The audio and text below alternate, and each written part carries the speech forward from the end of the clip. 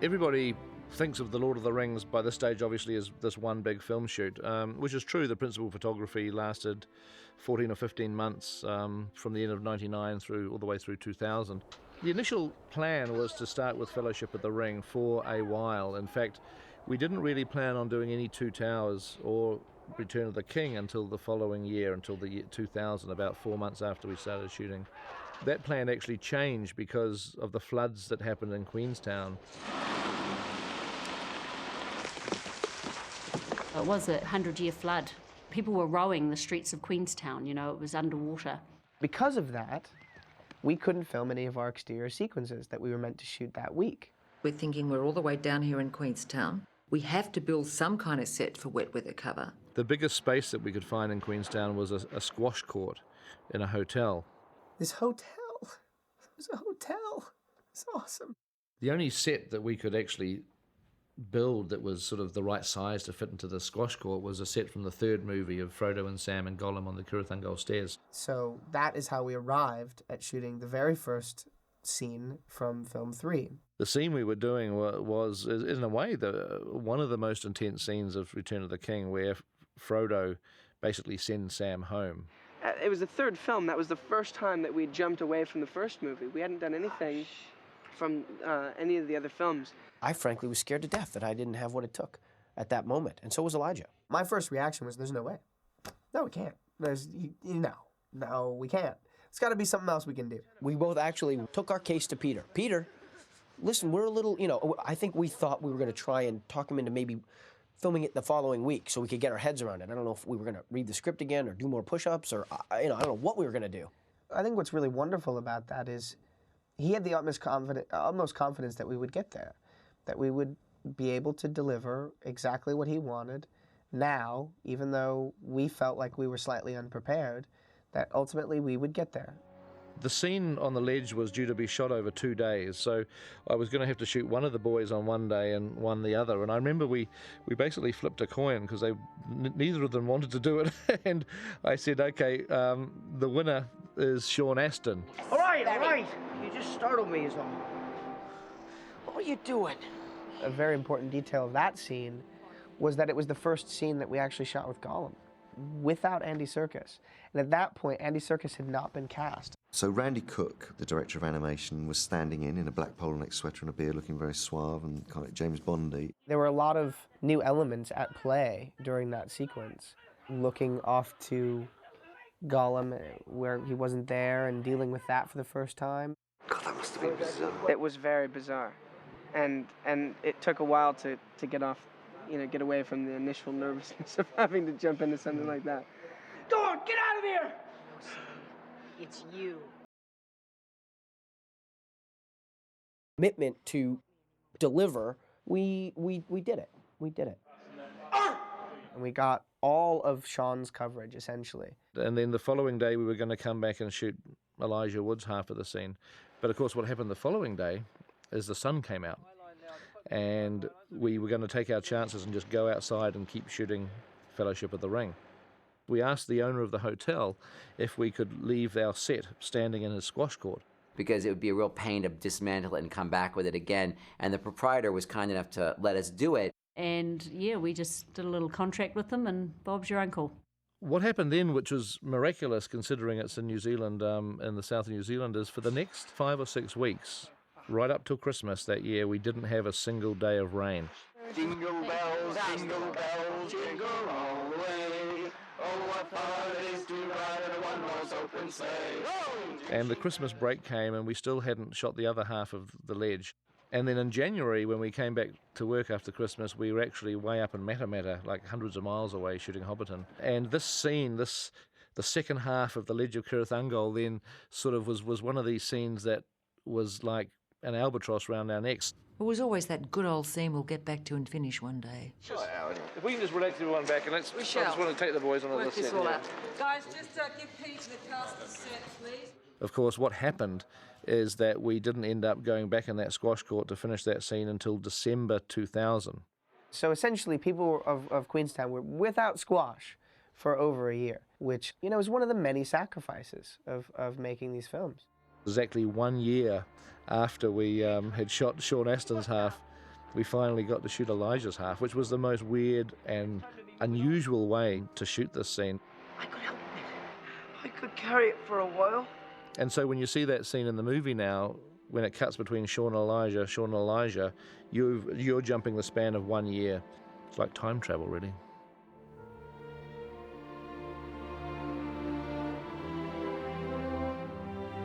She was only the innkeeper's daughter, but she managed a pint of my ale.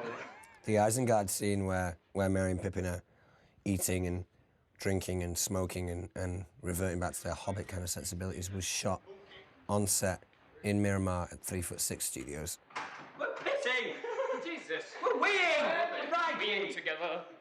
Stand by to light those pipes. We're smoking our pipe weed, whatever pipe weed may be, whatever Tolkien was talking about. Long bottom leaf.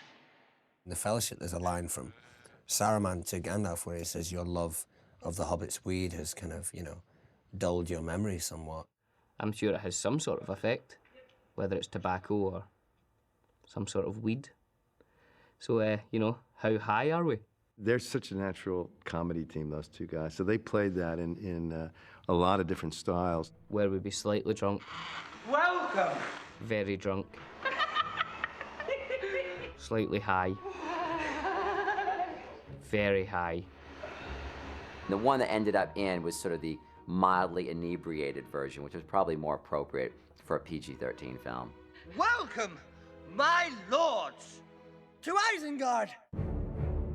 So you have come here for information? Can we not take counsel together as we once did, my old friend? Can we... It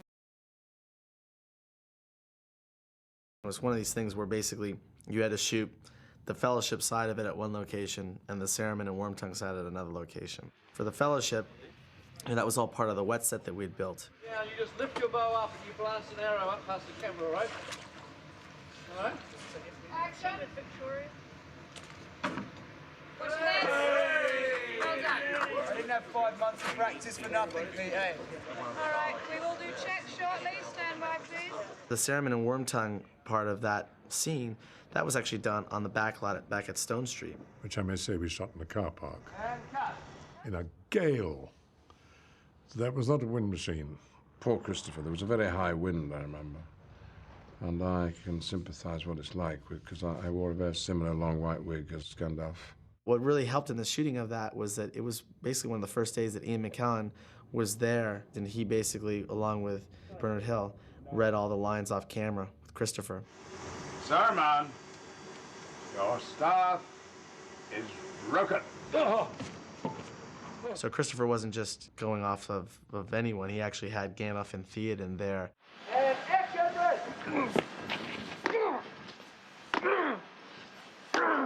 You ought to see me with a 357 Magnum. I'm awesome. When Wormtongue rises up and comes up behind Saruman to stab him, of course it was my job as director to talk to Christopher Lee and to explain to him what I wanted. So I started to go into this long explanation about what sort of sound he should make when he got stabbed. I seem to recall that I did say to Peter, have you any idea of what kind of noise happens when somebody is stabbed in the back? And I said, well, because I do. Oh, yeah. You see, it's not, I like that. It's because the breath's driven out of your body. He proceeded to sort of talk about some very clandestine part of World War II. He used to be in the British Secret Service, whatever they were called, the OSS. He seemed to have expert knowledge of exactly the sort of noise that they make, and so I just sort of didn't push the subject any further. I just said, well, you obviously know what to do, Christopher, so I'm sure you'll do it great, and he did. Now, when we did this, I just went like that and went out of frame, and Peter said, okay, cut. And I thought, sure, that's fine. And I thought, wait a minute, he's never said that before. Surely there must be something more. So they devised another ending for me. I love the idea of Saruman landing on a spike, and I love the imagery too of the wheel sort of rotating. It almost felt appropriate to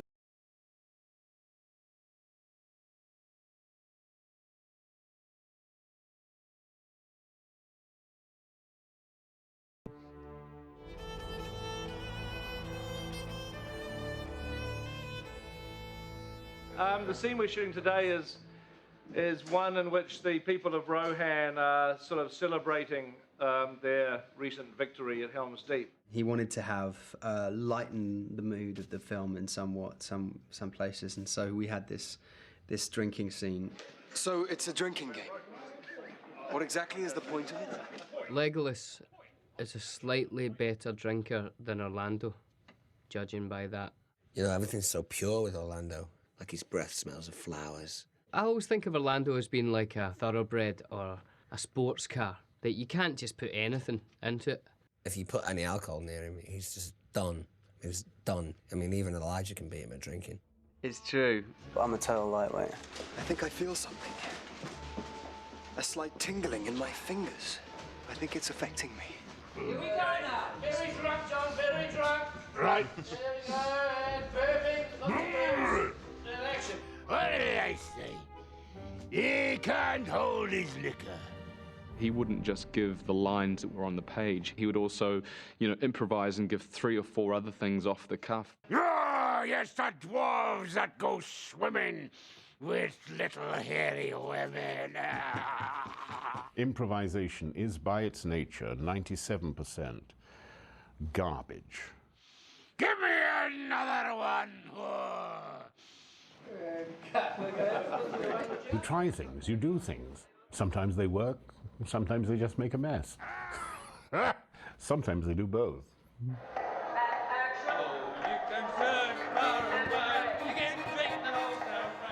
It was Fran and Philippa who wanted Merry and Pippin to have a song.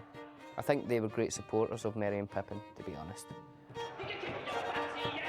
The kind of athletic kicks that Billy does down the table is a tribute to his girlfriend, who is a ballet dancer. She tells me when she was a young girl, just learning how to dance, they used to get them to do high kicks up and down the room. She says basically they would just be going down this room, and it just makes me laugh, the thought of all these little kids doing high kicks. Yeah? Hey, it looks good. It's cool, isn't it? It's going to be It's great. great. It's a great shot. Oh, it's good. It's a great shot. That was number 14. So we're out of here. We're on our way to Q stage to do the close-ups from this same scene. We're going to line those up before lunch. We will be shooting after lunch. Thank you, folks.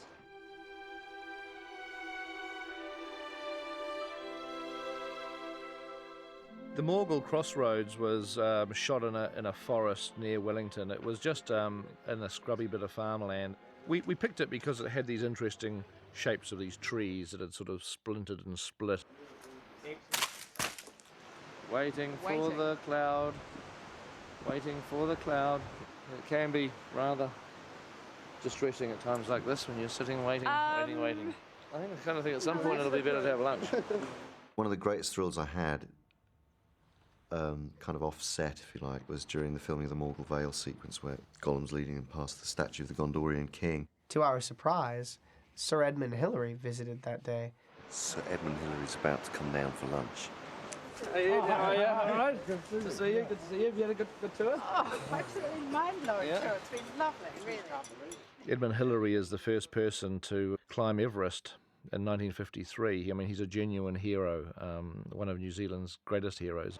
We're filming a scene down here, but you've just come for lunch. So. Oh, right, okay. And being a mountaineer myself, he's always been a massive hero of mine. I remember reading books about him when I was 7 years old. Andy Circus. Pleased to meet you. Pleasure to meet you. I was giddy as a schoolboy that day. I was thinking, okay, what's the first thing I'm going to say to the first man who reached the summit and returned from Everest? And how was it? The view? How was the view? Oh, pretty good, really. On Everest, as they were making the final ascent, he'd just get up before anyone else was awake, and he'd go and carve the steps in the ice all the way up to the next camp. And yet here he was on our set. I remember sort of walking down the hill on this rather slippery, muddy hill, and he's an old man now, obviously, so I remember rushing forward and wanting to grab his arm and help him down, because I thought, oh my God, I'd hate it if Ed Hillary slipped and hurt himself while he was coming to visit us on set. It was a true honor, I think, for everybody to be in his presence. I mean, he's on the New Zealand $5 bill. A gift from Peter Jackson. These new $5 notes, they're plasticky things. Yes, it doesn't take the ink as well. Doesn't take as well. No, this is the second edition, so to speak. Ed's actually a big Lord of the Rings fan. Ironically, the book was actually published the exact year that Everest was climbed. Peter Jackson is now a huge favourite son of New Zealand. And I just love the fact that Edmund Hillary came to visit Peter Jackson. And so to see them both, these two titans together at lunchtime, you know, it was great.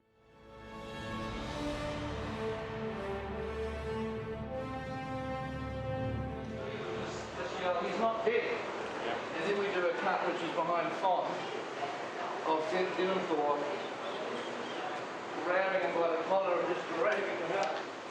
One of the fun things to do on a film is to create an illusion, like in the scene in the steward's tomb when Denethor grabs Pippin and he throws him out the door. That was in fact Fon. Fon being my scale double, and she rolls towards camera, where I am lying, and as she hits my back, I pop up. These clever camera people work that I think are quite excited about because it's a very simple old trick. And it just happened about the third time we tried it. It was just perfect, and it just worked, and Pete was like, whoa, this is great. He said, we'll do another couple just in case. But it was easy as that. Denethor had to be kicked onto the burning pyre by Gandalf's horse. But I knew there was not a snowflake's chance in hell that the horse was going to go anywhere near burning faggots. I looked at it and thought, that's going to be very, very complex, try and put all that fire in digitally. So I got them to set up a glass at 45 degrees to the scene and lit the fire over to the side and against a lot of blacks. So the only light coming from over there is from the fire. And it goes into the reflection and it gets reflected into the lens as well as the lens seeing through the glass. So when you look through the camera, it looked like all these huge flames that are actually over here are actually reflected in the glass on top of the bonfire behind. So it looks like this big bonfire that's happening in front. So it looks like the table's on fire. It looks absolutely like that. And those flames are in the final film. We didn't need to enhance them at all.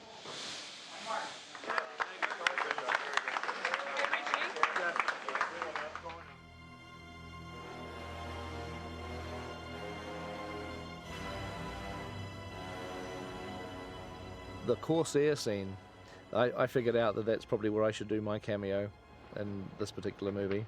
The whole thing about cameos, you know, I mean, obviously Peter's had a few cameos, you know, well, one in each film. And it didn't stop there, of course, because everyone else wanted to do cameos suddenly. I think everyone thought that they can finally get to be in Lord of the Rings, and this was one of their last chances. It became this thing of like, well, who's going to be in this? And it turned out it ended up being Andrew Lesney, our DP, and Richard Taylor, you know, head of What Workshop, Gino Acevedo, who's our prosthetics, you know, supervisor, and Pete, obviously. And I kind of mentioned, oh, it'd be kind of fun to get a cameo. But before we shot this whole thing, we had a quick training day. There was a possibility that they were going to be firing arrows, so Peter wanted them to, you know, at least know how to hold it, make it quicker on the day. So I got this bunch together in a car park, and we went up on a hill and had this expert archery chap and lined them all up and had lots of practicing. Just let go, just let your fingers open. Okay, no, don't worry about it. Now the other secret is... You've never seen so many dysfunctional people in your life. Okay, when you're finished pissing around, you get that bloody elbow up. Fortunately, the defence of our nation didn't hinge on the qualities of the archery of these pirates. Tammy Lane did my makeup, and I had this really cool, you know, black wig. You know, it's just like, you know, I used to have hair like that in the 80s, except it was a bit more like a mullet rather than this thing. Viva la raza! The transformation that Richard went through, it was just unbelievable. Richard was actually quite pale at that stage. He'd been working so many hours, and to suddenly tan him up into this swarthy pirate. He looked amazing, actually. I was very pleased with the way Richard turned out. Richard didn't even look like Richard. Half the people didn't recognise Richard. That morning, I invited Tanya and our son Samuel to set. I was thinking, gosh, where's Richard? Where's Richard? And suddenly, there he was in front of me, and I'd been looking at him the whole time and hadn't recognised him. I didn't know who it was. What they did with Peter is that they gave him all these dreadlocks. You know, it's just not every director would just, you know, would go through this kind of stuff, but he loved it.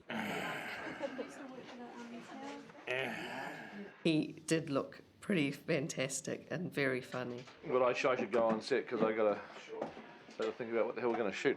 I have no idea what we're shooting, but this has been quite fun.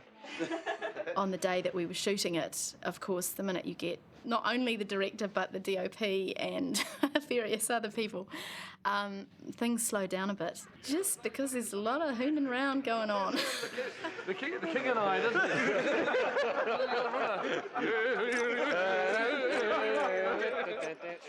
Andrew Lesney proved that he's better behind the camera being director of photography than being in front of it. Andrew was nervous, Rick Porras was nervous, and it was very funny. You seeing them behind the camera, and then all of a sudden turn around, look at the pirate ship, and see that they're all actually in front of the camera.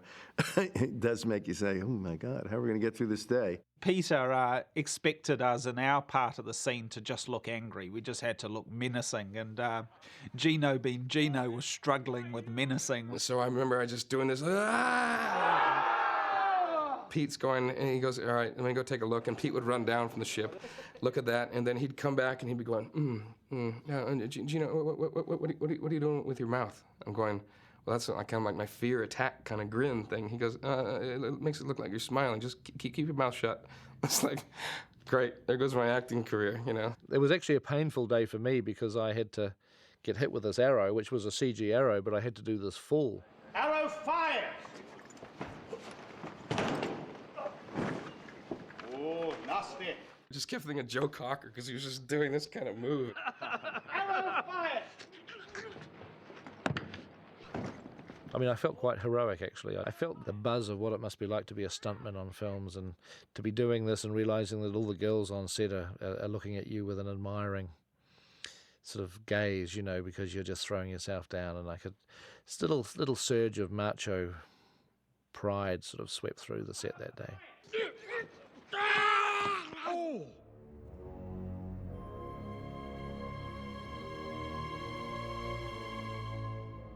Well, today, we're filming one of the seminal moments for Sam's character when I prepare to do Mortal Kombat with the Great Spider. Use the light, the spider backs away, and then swing it a leg, just swing it, swipe at it.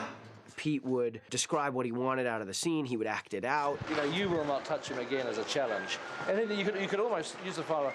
Come on, let's finish it.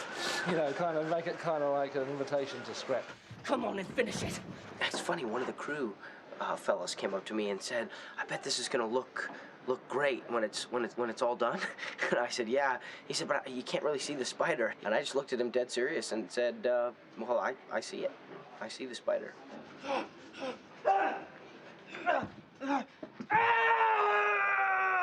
Cut. That's great, Sean. Let's do another one. That's cool. It's very good. Another one. That's great, Sean. There's a shot of Shelob coiling up Frodo in the web, and Sam's arm comes into the frame. It's like a gunslinger shot, a sort of a Clint Eastwood sort of, you know, hand slides into the side of frame. That arm, I wasn't there the day they filmed that shot. We had a stunt guy dressed up in the Sam shirt, and I was watching them filming this on the monitor on my set where I was shooting, and I was just watching it over and over again. It just wasn't looking right. So I jumped on my bicycle and I bicycled this half mile across Stone Street, leapt off the bike, ran into the stage. I kind of like threw off my shirt. I got Sam's shirt on. I grabbed the sword and I just said, "Roll camera." So the first entry of Sam in that Shelob scene saving Frodo was actually me. It's my arm. Cut. I love it. I love that it's Pete. Pete is Sam at that moment. Sam is Pete. Elijah is totally enmeshed in his performance. It's like the world's largest condom. Elijah had to get wrapped up in this stuff, and he had to spend like all day in it. I don't know how he went to the toilet, but he couldn't go to the toilet. Couldn't even scratch his nose. They wrapped him up in that cocoon. It was rubbery and it was tight, and I don't think he could have gotten himself out of it. And he just, waited and knew that they'd cut him out, eventually. And wow. Sean thought it was incredibly frightening and claustrophobic, and thought, there's no way that I could have ever been wrapped up in web and felt comfortable. Surprisingly, it's really comfortable. I don't think I'd want to be in it all day, though. Wake up! He's reputed to be one of the world's great staring contest champions. I guess I do have a strong ability to stare. He's got these big, beautiful eyes, but he can't see 2 feet in front of him in broad daylight.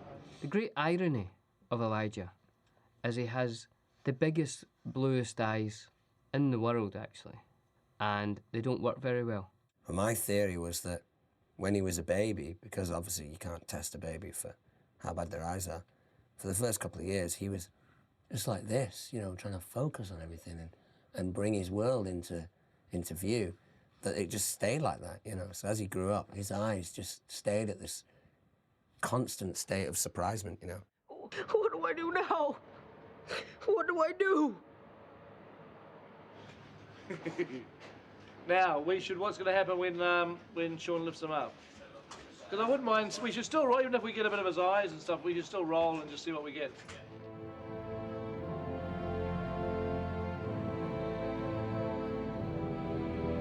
Right now! The whole of Pelennor Fields was really difficult because it was such a kind of massive battle. Pelennor Fields was just huge. It was very tough on people just because the energy levels that were required with the filming. It was just immense. I find it quite hard to describe, really. I finally get to fight in this movie. I actually get to fight more in the extended DVD than I did in the theatrical. It was the attitude that she brought to it and the respect that she got from the stunt team because of pushing herself so hard and putting so much into it, because she's not a natural fighter. That's nice. I think we should just roll, because you sort of know what you're doing, and I think you just need Vaguely. to... Well, yeah, no, but, you know, even if you don't know what you're doing, make it look good.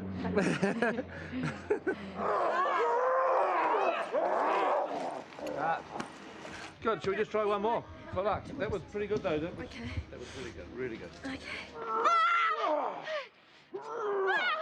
All he wanted to capture was just that moment of that morning star about to crush her, and we had to just keep on shooting it until he got that moment. And this was continuously, and I was going, oh my God, she's getting tired. And action. Okay, we'll just try one more. Desperate Miranda, wait. Stuck at the last minute, Miranda.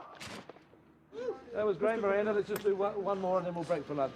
I was actually just sitting there crying at one stage, and I didn't even know that I was crying. It was one of those things of being so kind of shell-shocked by the whole experience, that just sort of sitting there and then realising that I had tears running down my face. Sorry, Miranda, we'll just do one. Actually, Richard? Yes? Just flick on to 12 frames a second now. We'll do a 12 frame a second variation. I was feeling really sorry for her, and I was going, cut now. And he finally yelled, cut, and she was knackered. All right, great. That was a great day. Thank you. Just remember, pain is temporary, film is forever. But it's all worth it. It's all worth it in the end.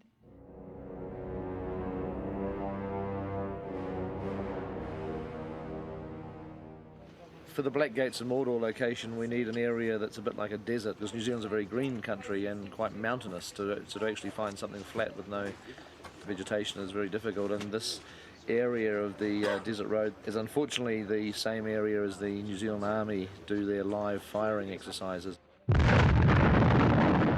Air Force drop bombs here. There's demolitions are done here. Because this is really the only place in the country that we'd be able to shoot this stuff.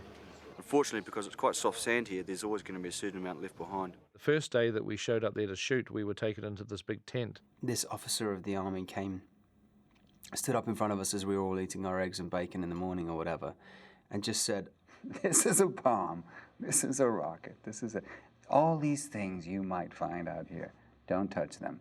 So there are mines buried in the ground.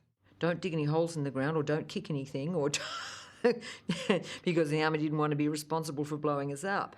And we get out on set, and you're in the middle of fighting and stuff, and you look down, and sure enough, there's the fins of a bomb sticking out in the ground.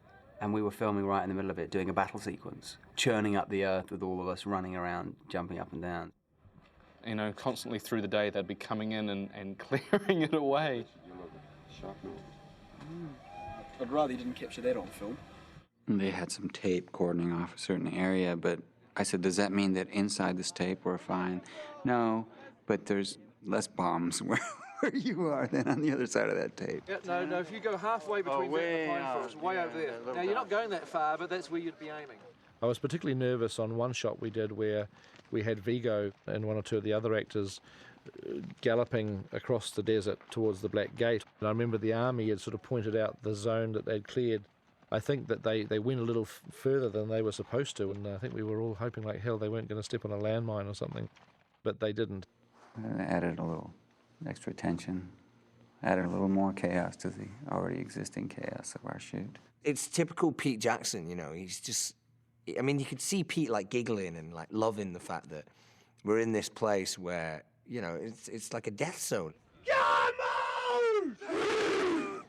Okay, guys, let's shoot like a team! We were also using New Zealand Army for the extras. We had sergeants in amongst the rank. I want you to fill gaps, okay? Come forward, mate. Fill gap. They became our ADs, essentially, in rubber suits. Yeah, if you're going to form a rank all around the top. Okay, what we need to do in this half here, leave the front pretty thin. Everyone else, slowly drift back. For the first time in the history of making this film, you could go, everybody stand on a straight line, and whoosh, they did. Action! Number 4, right turn. Number 2, quick mark. And you almost got a fright. It was so efficient. And I know that they really got quite physical and seemed to enjoy beating the hell out of each other when those scenes where the two forces were clashing. And action! I wish we'd worked more with those guys, although it's not like the stunt players where they knew that it was make-believe. You don't have to swing that hard, okay? What's going to happen then if you swing, you miss, you cut him. He's going to cut you. It's all acting, eh? Those guys really took it kind of seriously. And poor Weta had this terrible attrition rate with their weapons because these guys would not do it pretend. They would bash the crap out of each other. Today, so far, so good. Only a couple gone down. Glad you find it funny. 2 head injuries and 3 ankles. I got a shield in the face and seen the bright shinies and been a bit concussed. So, you know, it was legit. Kind of dangerous.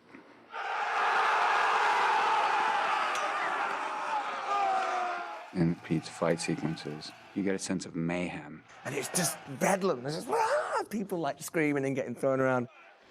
Doing battles is like you can rehearse something, but every time you do it, something changes, and the cameras are always in different places. So this is never planned. This is chaos, organised chaos. We wanted it to roll on for a little bit longer so Ian can do some reactions to camera. Oh, that would have been good. Yes. Yeah.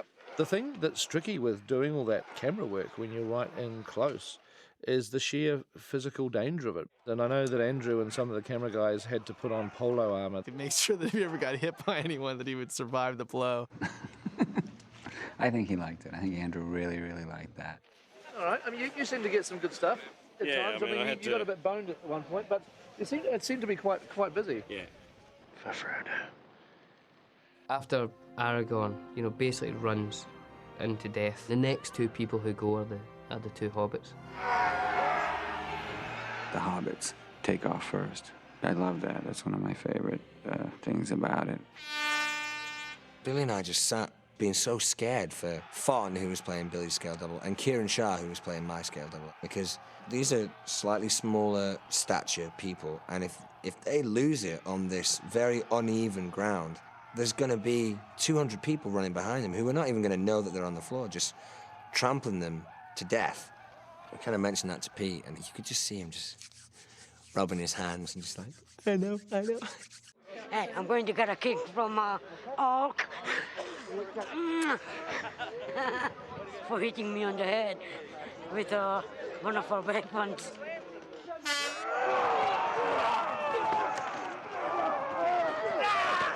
I mean, when I started this job, I was a 6-stone weakling. Almost an angel? Yeah, I'm a 14-stone warrior now.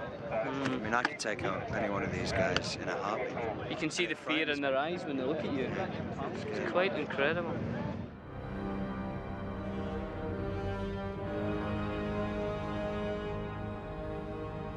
Looks quite good. And there's actually quite a good ridge. You could almost use those background rocks there as part of it.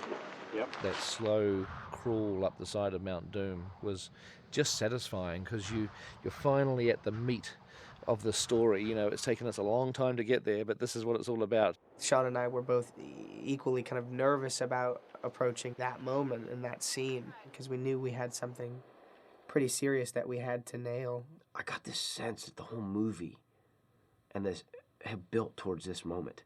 I sort of stuffed up the planning of the key day because you know, by the time we were ready to shoot that critical scene between Frodo and Sam, we only had 2 hours left, and all the rest of the time had been spent shooting crawling shots.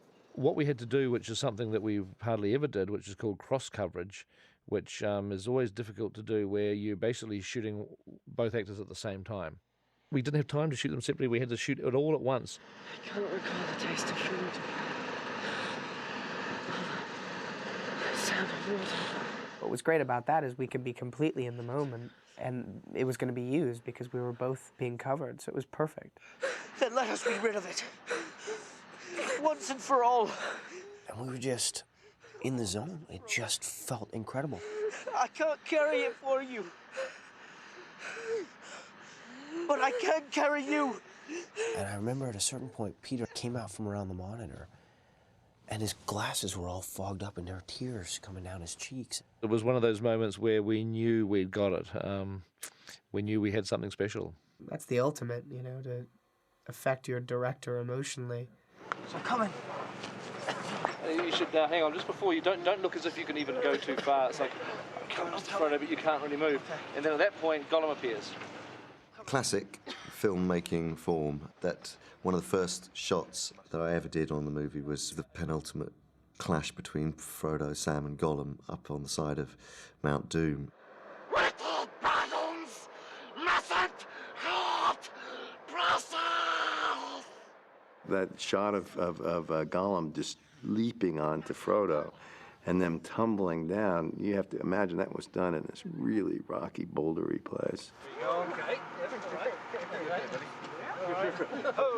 Just hanging on to the ankles. You know, it's extraordinary to think now that that was one of the first scenes that we ever shot together as a threesome. But Pete chose to extend that sequence. So they rebuilt that rock structure of that side of the volcano on the stage later on, and we filmed that. And rather ironically, one of the last things we ever shot was the same scene and came back to do it again, using motion capture on set at the same time. We finished that scene off. Well, today's rather special because it's the first time we're attempting to actually shoot on 35mm and shoot the motion capture at the same time. And Andy Lecter is arriving on set. On that set, I remember doing something I had tried to push for over 2 years, which was live on set motion capture, because it always occurred to me, particularly as we were getting crushed for time in delivering, that to have Peter or Fran have to direct Andy on the set and then spend the day or a week directing him again, doing the same sequence on a motion capture stage, was a total waste of their time and energy, particularly at a time when they didn't have time or energy to waste. We did a deal with the motion capture guys, which was basically, listen, if you can do it at the same time as we're shooting without holding us up one minute, then we'll be happy. The main thing that I'm sort of looking for is how much we're impacting or not impacting the normal shoot, which is one thing we don't want to do, is we don't want to come in here and stop the shoot for half an hour or even 5 minutes, basically.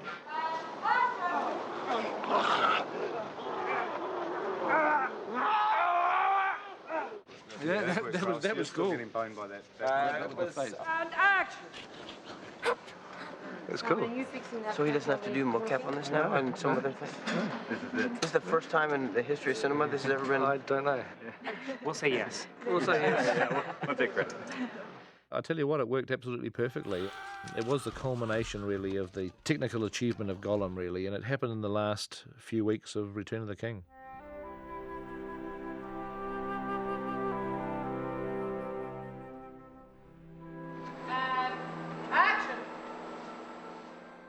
You know, I'm a married man and I have children, and one of my wife's least favorite things, I don't think it's a secret to say, is that she doesn't like when as an actor, have kissing scenes in movies. Christine and the girls would visit Sean on set quite often. I think that day, it wasn't necessarily that appropriate for them to be on set. Is Christine on set, Sean? Do we Not have to yet, throw her off? No, there's no problem. We don't have to throw her off? No problem. Okay. She won't see the third film. And we'll tell her that we got it in one take. Don't worry. We'll just tell the crew to kind of just say one take. It was done. So Okay. It was over. Okay. I was on the set just watching. It was kind of a happy moment. And we're cutting there, thank you. The kiss should just feel a bit more like a smacker towards the end. Okay.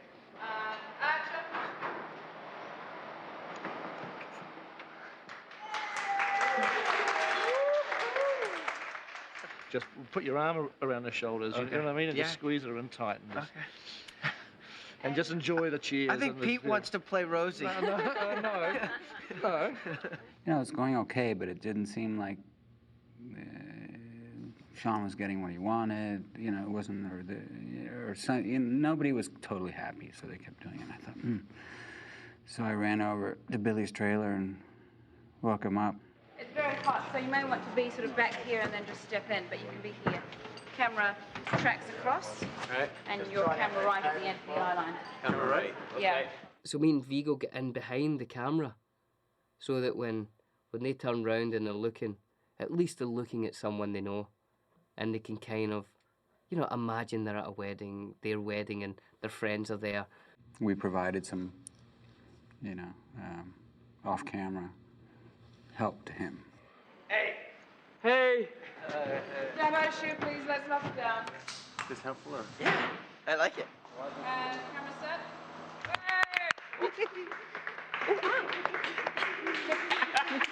And then in one of the takes, they turn round and I'm like, hey! And Vigo grabs me and kisses me hard in the mouth. I mean, like, I've never been kissed from man or woman. And by God, I saw stars. And I think I fell in love for a split second. And then I felt a bit sick. Did you see what they did? Freddie. You don't know about this? No. You never heard this? No. I think, I'm not saying, I think I felt tongue. I think you opened your mouth. I wasn't watching. No, he did. He did. I can't believe that. Dirty buggers. Seemed to work. The next take, they said, okay, we got it, you know, so.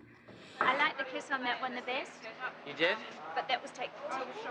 No. There was only one take. That's what Peter said. We're going to tell Christine there's only one take. Oh, yeah, it was one. Right. And I don't know if that helped their reaction, but I couldn't look at Vigo for a couple of days. Felt dirty. And I'd been secretly wanting to do that with Billy, which is a whole nother. Maybe we shouldn't talk about that. He's quite an affectionate man. I was kind of jealous because I remember the first party we kissed each other, remember? Yeah. Remember? I've kissed most of the boys. You have? Yeah.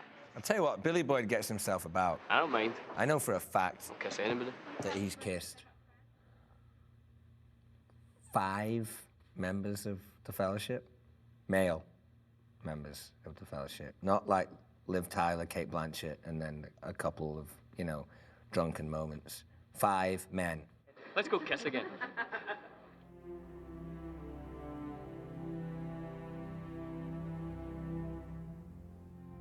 I will not say do not weep, for not all tears are an evil. Well, I think we were all semi-dreading the Greyhaven sequence and also, you know, in a sick kind of way, looking forward to it, because as actors, to be crying all day and to be in a state is one of the ultimate places that you can go. A lot of people have said to me that that must have been like the final thing you shot was the Greyhavens, was you guys saying goodbye to each other. And it wasn't. It was right in the thick of principal photography, and we had to think, what have we been through? We hadn't been to Mordor and back. So even though my mind knew that, okay, we were going to have this big experience and this was after the big experience, I was a little uncomfortable hoping that it would have hit the right emotional pitch. So we spent the whole day doing this scene and basically in tears, like for the whole day. And, you know, it just gives you a headache, and It's really hard to get to that emotional pitch. It is time, Frodo. But I think it was also difficult because we could imagine ourselves having to say goodbye to each other, and that was a difficult thing to accept, and that made the scene all the more emotional. So when the end of the day came, although it was a great day, it was like, oh, thank God, that's over, and we've got it, and that's great. Next morning we come in, and it turns out that Sean Astin, during dinner break of the day of the Grey Havens, had went off to make a phone call or something and took his costume off. So when he came back, he forgot to put his waistcoat on, or vest, as you call it in the USA. And it didn't have the right vest on. Oh. I didn't have the right vest on. So we had to reshoot it. Can you believe that? That this scene that was just like so kind of emotional, but then you had to go back knowing what it was going to feel like, filming another whole day of that. So it was like, oh. It was one of those moments where you felt that you captured magic and you didn't know whether you could ever do it again. We were just crushed. We were just all so deflated. And I remember the three other hobbits looked at me like, we will kill you, you jerk. I mean, I felt so sorry for Sean Astin, but I was part of the witch hunt that went on. He'd come on set and we were like, that's the way, are you sure that's the waistcoat? It's not a brown one, it's not a blue one. Cool, thank you. And then they got the negative back.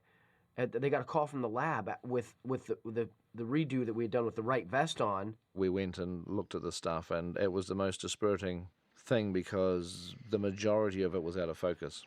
I had the job of having to go to the Hobbits the following morning and say, hey, I saw the footage last night. And, of course, they're all going, yeah, and, they're wanting to hear how great it was.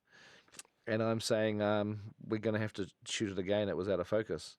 And I could see this horrible moment on their faces where they thought I was joking. It was one of those situations where I wished I was joking. I wished it was a joke. Because they were just going, Peter, oh, yeah. It was like Peter's trying to pull our leg again, and it was like, guys, I promise you I am not joking. This is absolutely serious. So we had to redo it again. And then everybody was like, they were double mad at me. Do you have the right vest on this time? Like, we don't have to do it a fourth time because... We got it again. We did manage to get it as good, fortunately, but it was just one of those kind of horrible moments.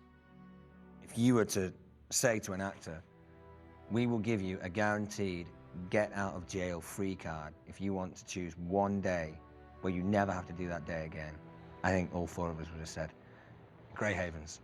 There's the irony, that's the journey. That's how we earn our stripes,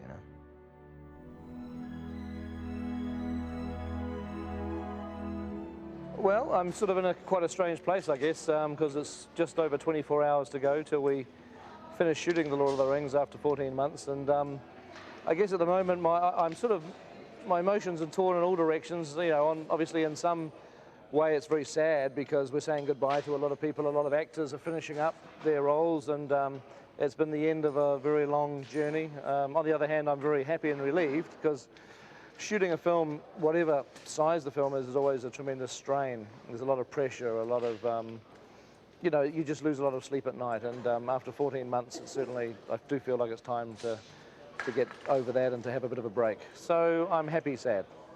The end of principal photography was all a huge rush because we had to wrap before the Christmas break of that year. And suddenly we really kind of ran out of time, and there became this moment where Peter was directing I think something like 10 units at once. I think we'd gotten to the point where there were 7 units shooting 7 days a week, 24 hours a day, meaning camera was always rolling. The other one right away. It was crunch time. We had to finish. In the course of one day, I think I did like 7 or 8 different costume changes. You'd get 3 or 4 call sheets a day and have to be on different units. So what else are we doing today? Oh, we're doing Don Harrow. I mean, it was just really a juggling act. Most movies are to some degree, but I've never seen anything like that. Doing all 3 movies in the same day. Si no me maruan, The end of Principal Photography, I was sort of excited because I was looking forward to going back to America, looking forward to going back home, and we were shooting the coronation scene.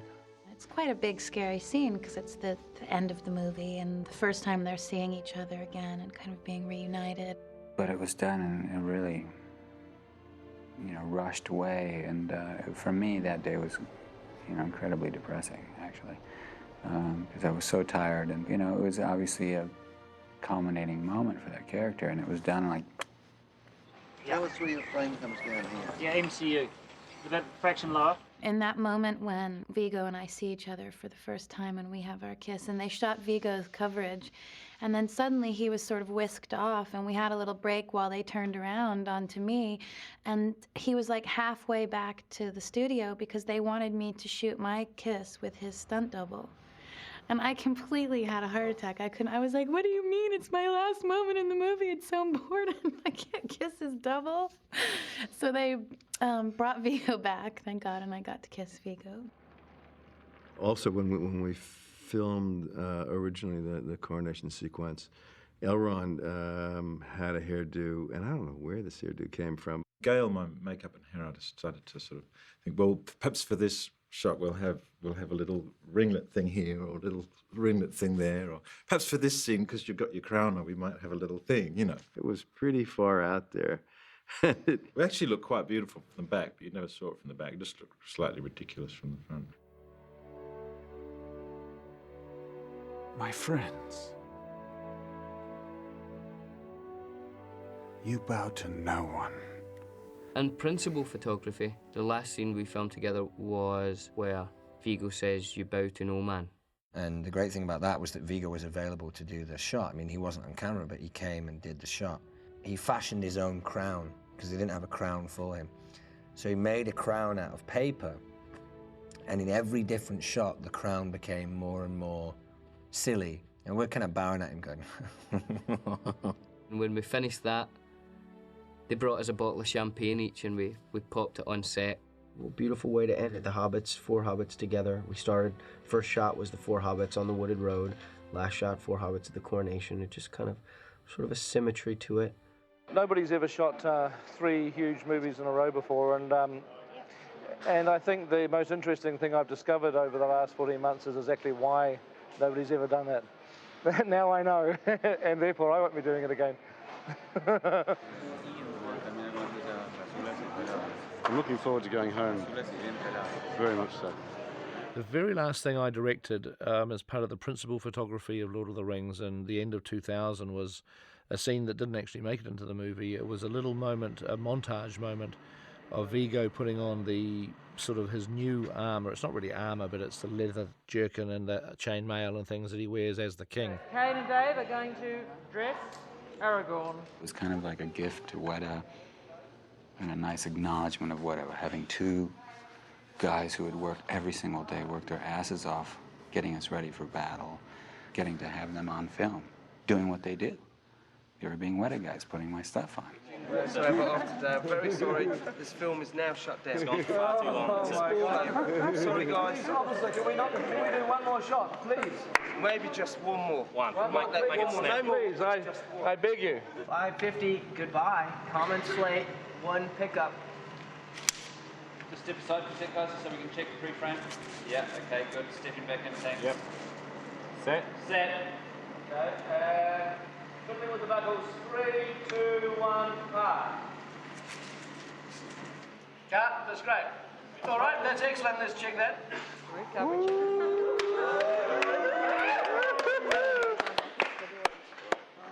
Yeah. Please, Beard. Gate's clear. Nice clear gate. Well, Gate's clear. It's all hinging on you, guys. Gate's clear, very good.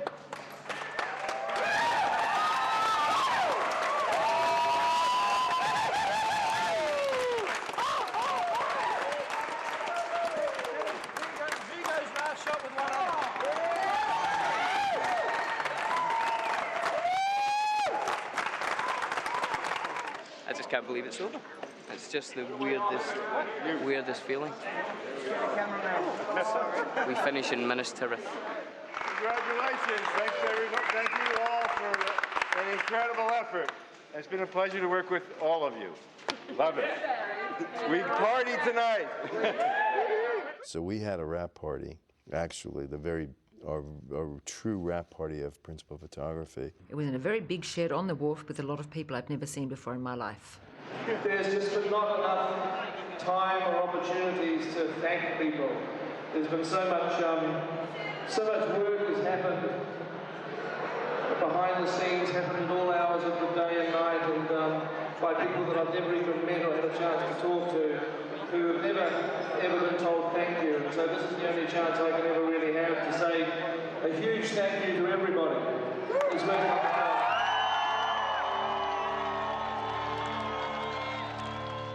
And then we flew home the next day, and got home, and I didn't quite know what to do with myself.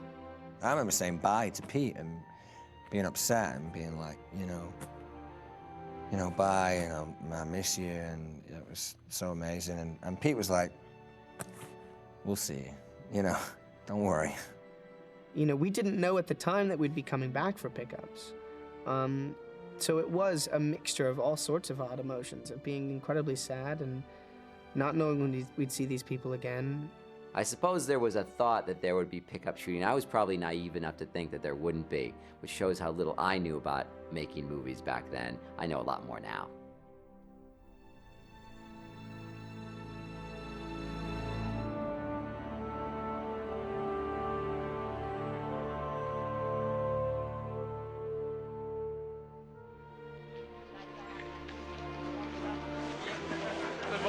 Good morning.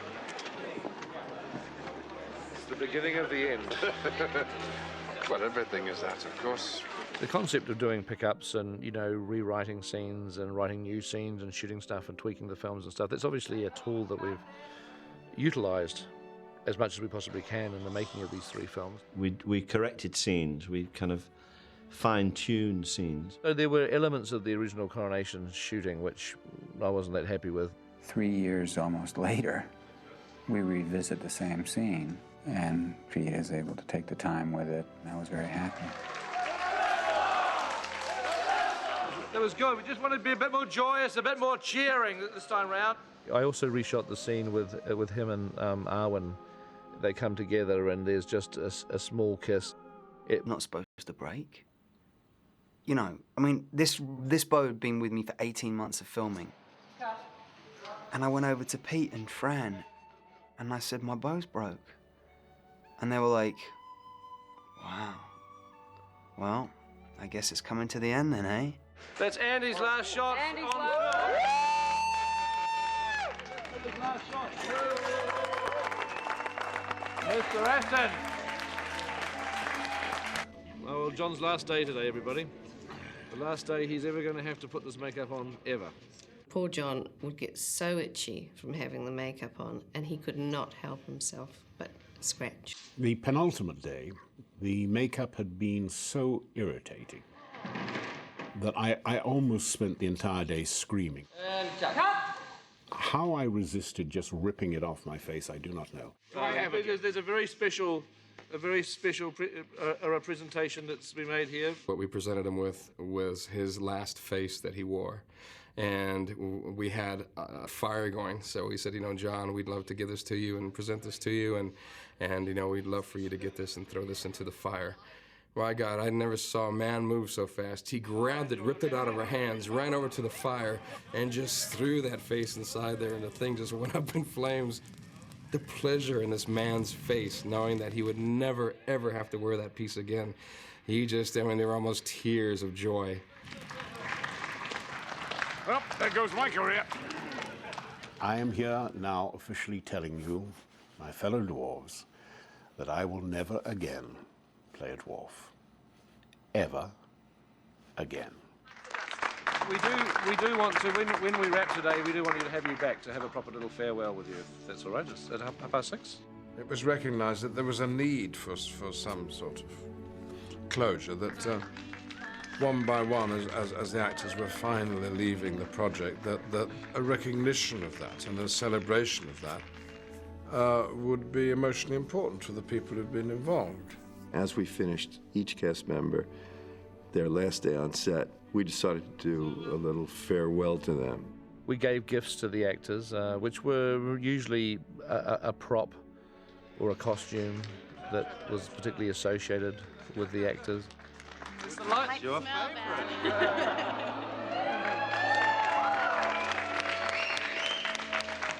The greatest gift that was given to me was one of the rings. Precious. I think it's rather poetic that one of the two people that they gave them to were the two ring bearers in the movie.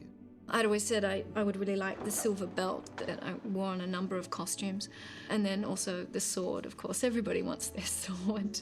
I got my sword, Sting, and my last pair of feet. I was given Glamdring, Gandalf's sword. Oops, stand back. I stole other artifacts.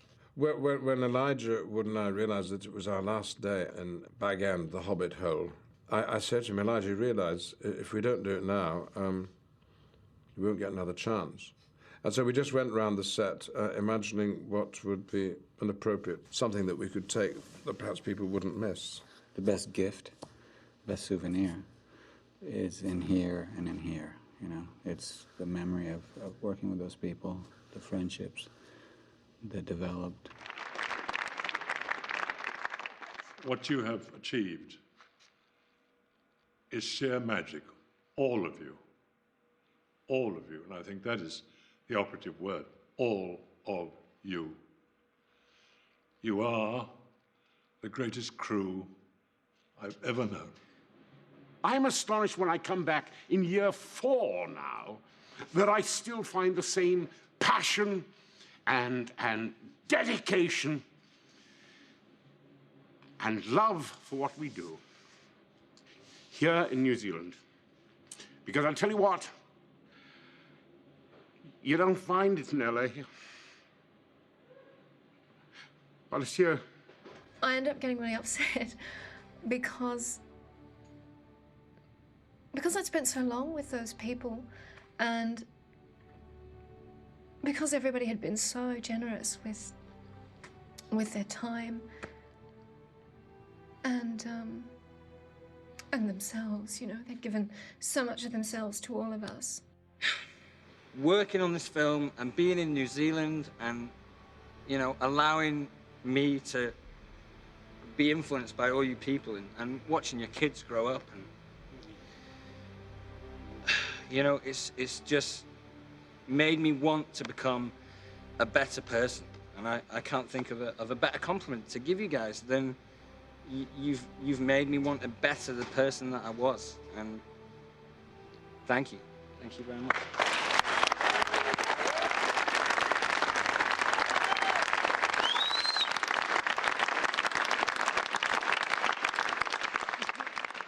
Sometimes it was hard to keep the tears back, and I think that the actors themselves, it was almost worse for them, really, because they were quite overwhelmed by the fact that this journey was coming to an end.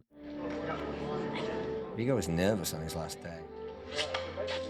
Viggo was an intensely popular guy on the whole shoot, and I think he was just starting to feel that it was a significant day for him, but also truly significant for everybody else. Okay, good, we should check it. Thank you. Done? That's Viggo's last shot, everybody. So once he wrapped, there was a couple of little handshakes and hugs. But then Viggo wanted to go off and get out of his gear. So I went back to the bus immediately. That's where I went. Viggo had a makeup bus. It was an old bus that was recommissioned and rebuilt as a makeup trailer. We'd been sitting on it for God knows how many years, but it had never actually moved. No one had actually sat on it while it moved. So I said, we've got to move this. We've got to go for a ride. All of a sudden the bus started moving. I'm like, what's going on? So off we went down the street. And then they stopped the bus and Burner took over, which was really alarming. And they drive into the studio. And there's probably 300 people just hanging about, waiting. The bus did not make a very smooth stop. And he comes out like this conquering hero. You know, it's like winning the World Cup. Tangata, kai mana wa nei. or LOTR. Standing in front of us, we have two kings. Your warriors, your chiefs, your friends, but most importantly of all, your family. Family to us, the Lord of the Rings stunt team. And it was actually quite emotional after that. I mean, there was this incredible haka. They gave him a haka. This is only performed for dignitaries or, people of importance. And, Vigo, throughout the whole filming of it, was really an important part of the film. He ended up being king.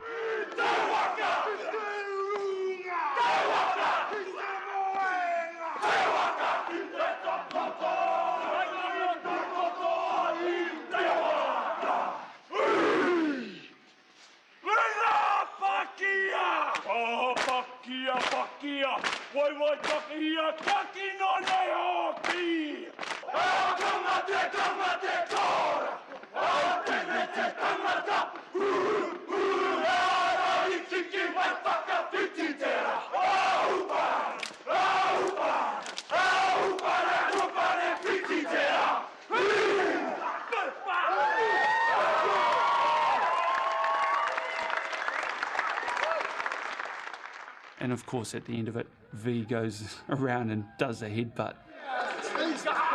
I wanted to say goodbye, give each of them a hug, but of course the first one I saw was like, bam. And then I did another one. I realized, well, I have to do them all now. Man, his head was just welted up big time.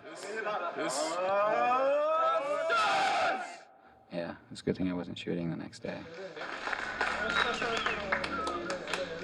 What am I doing? What are we doing? What's happening?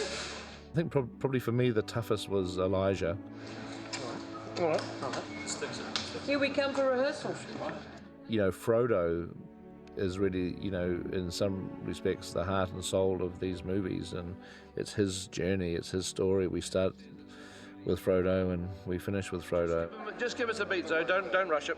The last shot was a pickup from Bag End when Frodo was finishing up writing his story of what he's experienced in Bilbo's book. And essentially the subtext of the scene is that Frodo knows he's going to leave and that he's going to leave the book to Sam. Oh. What is it? It's been 4 years to the day since Weathertop, Sam. It's never really healed. And one more, that's nice, Elijah. Just give us more of a sense that you're distancing yourself from Sam, that you've already made the decision and that you've now got to cut your emotional ties with him. It was amazing because it was, it came at the perfect time for me, or not the perfect time, depending on how you look at it, because I was also preparing to leave. It was my goodbye too. Okay, we'll just keep rolling. We may as well have another crack at that. Keep it locked down. It was really quiet, it had really quietened down, and everyone was there. Pete was talking really quietly. Good, and just give us a very slow, melancholy one now, even slower and more disconnected from Sam. I have this terrible requirement when I'm shooting to, if I'm happy, I say, right, we've got it, check the gate, which is normally fine, but it's a terrible thing on the last shot because I sort of don't want to say that. You got room for one more on the mag? Hey? Okay, here we go. I actually remember at the time thinking, you've got this. You got it 3 takes ago. They were doing it over and over again. And one more. And at the end of each take, there'd be the silence, and it was like, is Peter going to say, we've got it, check the gate, or is Peter going to ask for another take? And I think all of us really just wanted to keep doing more and more takes. One more. Here you go, and action. Looking over at Pete, and you could just see him just not wanting to stop, And The Lord of the Rings by Frodo Baggins. You finished it. Not quite. There's room for a little more.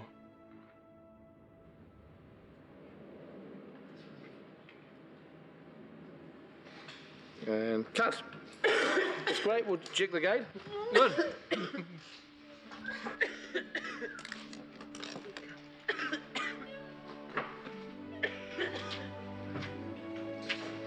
Lovely last shot.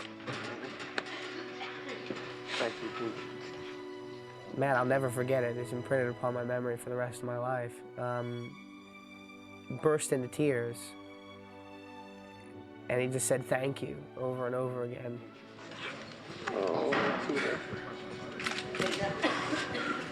That's good. Thank you.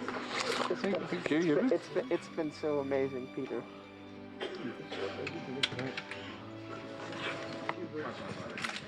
You've been so amazing. You've been great.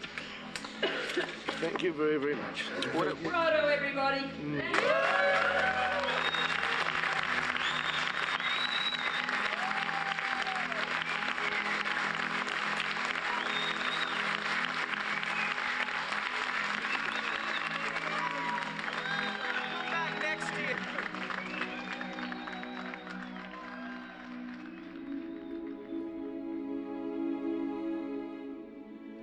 We just went through this series of farewells, and it made the pickup shooting on Return of the King very weird, because it made it incredibly emotional. It shouldn't have been emotional. It should have just been straightforward. We were just shooting some scenes for the movie, but it was a 2-month period of